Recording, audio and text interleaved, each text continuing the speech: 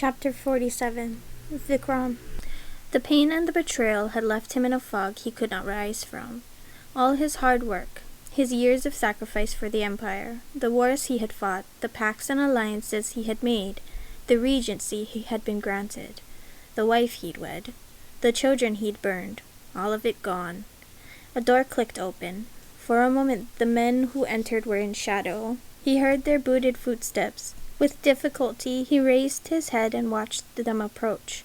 The first man was a young guard, a stripling with cold eyes, who did not even bow his head. The second, Jivan. Vikram exhaled heavily, more relieved than he could say. "Thank the mothers you're here."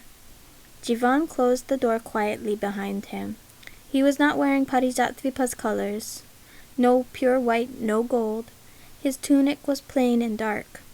But the cuff marking his status as the head of Regent's personal guard was still upon his upper arm, and he wore a shawl bound from shoulder to waist, knotted at the hip, embroidered with the jasmine flowers of the Empire in white thread. "My lord," said Jivan. He kneeled down. "This is a low day indeed." "Can we escape unhindered?" Vikram asked. "Jivan, my wound is grave. I will need a physician before we begin our journey to Parijat." He grunted, drawing himself up on his elbows. "Help me up," he said. "Quickly now. Are there any rebels in the corridor? Have you more men?" Jivan helped him sit up straight. The commander's hand was firm against Vikram's back. The other guard kneeled down next to him as, one-handed, Jivan unknotted his shawl. "What are you doing, man?" Vikram demanded, and then, when the shawl was loose, he finally understood.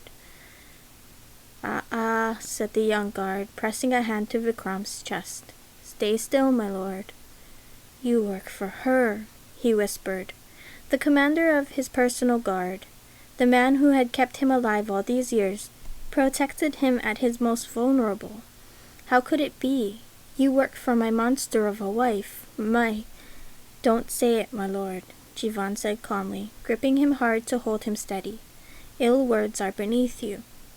Vikram laughed, a helpless laugh, because he could not believe what had become of him and his life, even the ruins of it turning to ash around him. What could be beneath him now?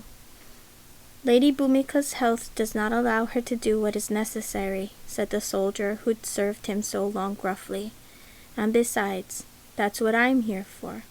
This is my purpose." "Can I truly trust no one?" Vikram gasped out. "After all I have done, how hard I have striven to make something of this place. Will you condemn me with no mercy, no trial, no justice?" "I am sorry, my lord," Jivan said, although he did not sound particularly sorry. "There'd be a trial in another life and place, I expect, but not here and now." The cloth was looped around his neck. He struggled, but the young guard pinned him down efficiently, driving an elbow brutally into his stomach to leave him momentarily winded, stunned to stillness. The moment was enough. It was too late. Vikram felt the noose draw tight.